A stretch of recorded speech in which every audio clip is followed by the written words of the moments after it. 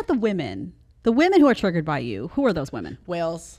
Sorry, I mean beautiful, majestic creatures that live in the sea. So people who struggle with obesity is where you're getting. But who else? Who else? I would say girls that are like very promiscuous get triggered when I talk about like body count. I would say that oh my gosh, feminists hate me. They look at me. Did you see that panel? They hated me. They did hate and I'm you. like, I have been perfectly polite. You see when she called me pretty, I'm like, thank you. And she didn't even mean to. She was trying to insult me.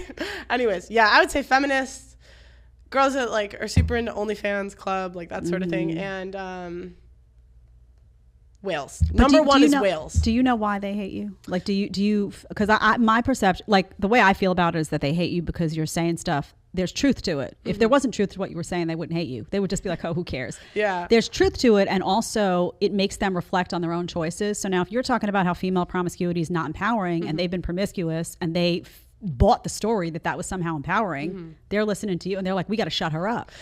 See, and here's the thing. A lot of times we have this narrative like, oh, they bought the story when they're young, I don't really believe that. I think deep down on an innate level, we all know. Because what's the first thing that girls call each other?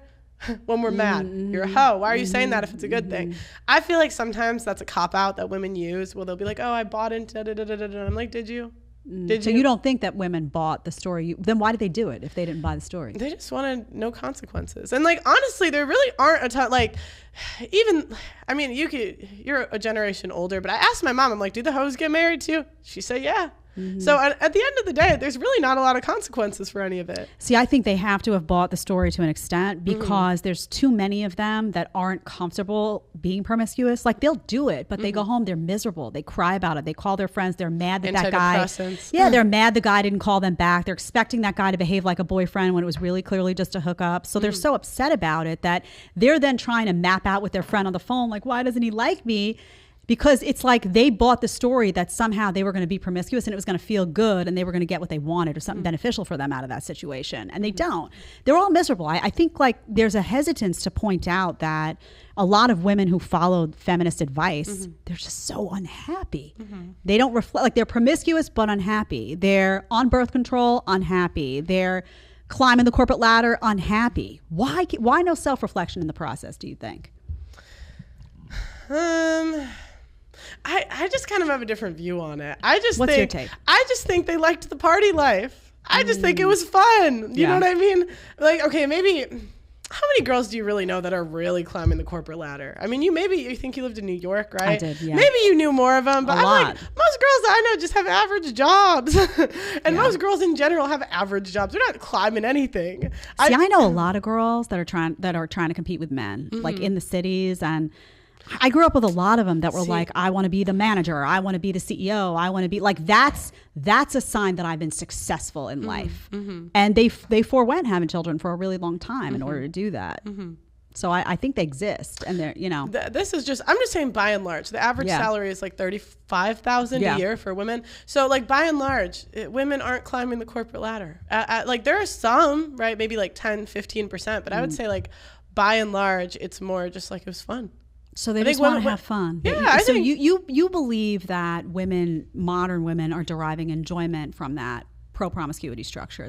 You believe they're not unhappy at their core? I think they're unhappy, like, how do I put it? When the consequences happen. So like when they sleep with a bunch of people and then like everyone finds out and they're like, oh shit, now. But I think like, to start, they're having fun. And then, life catches up to you. It's kind of like you eat 10 cheeseburgers. Every time you eat the cheeseburger, it's fun, you're happy. But then you're 300 pounds, Rebecca. So that's how I see it. Yeah, see, I don't think they're having fun. I think they're programmed little robots. I think they're largely miserable, and I think they can't change because they've been told that that's what they should be doing. It's crazy though. You look at like college girls coming out today. Some of these body counts. How you coming out of college with 15, 20 people? You're telling me. I mean, did you study, girlfriend? What did you do? Like, I don't understand where that kind of time comes from. Honestly. Oh my God. No. Oh my gosh.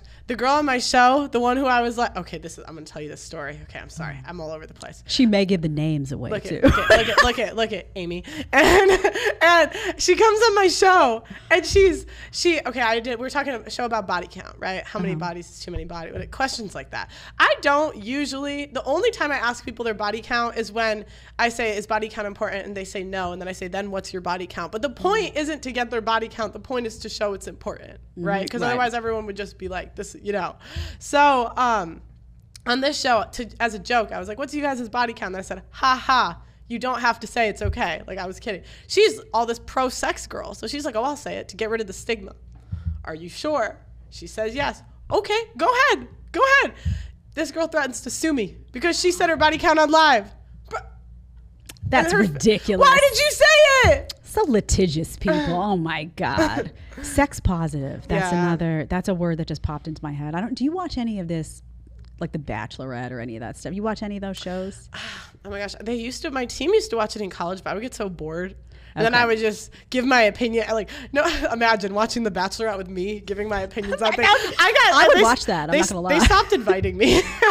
I sat there they're like pros. Like, we don't care. We're like, if you think it's stupid.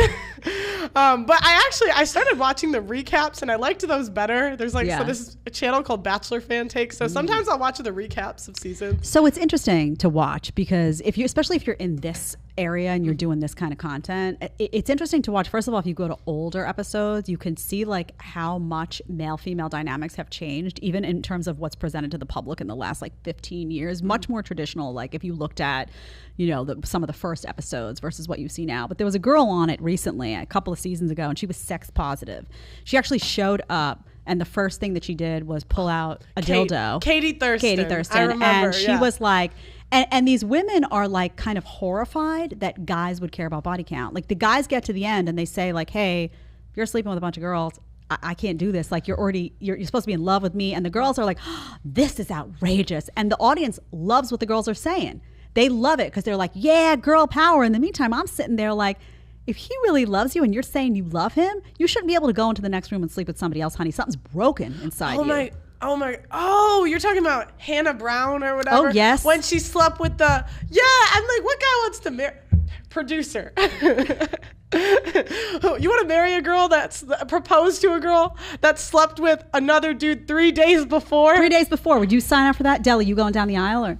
No. Deli's like, leave me out of this. But seriously, I don't understand what's so broken. See, what bothers me is I feel like there's something broken in women and I keep going back to like, it's not natural for us to behave this way. I don't feel like it's natural for women to behave this way. And like, what is broken that you can't even understand now that a guy cares that 3 days ago you were sleeping with someone else and now you're in his bed? That's nasty. Yeah. I do feel like hypergamy is natural. Like women like monkey branching and dating up. I went to an art museum and there was paintings of girls being hypergamous. You get a red pill lens on a museum walk. Yeah. Allie took me to a museum and she was showing me. I'm like, oh my gosh. Yeah. These girls have always been the same. If you want to watch the full episode, you're going to click right here. And if you want to ask me a question one-on-one, you want to do a one-on-one FaceTime with a group of your friends, whatever you want, you need to download Connect right now. Click right here and let's get talking.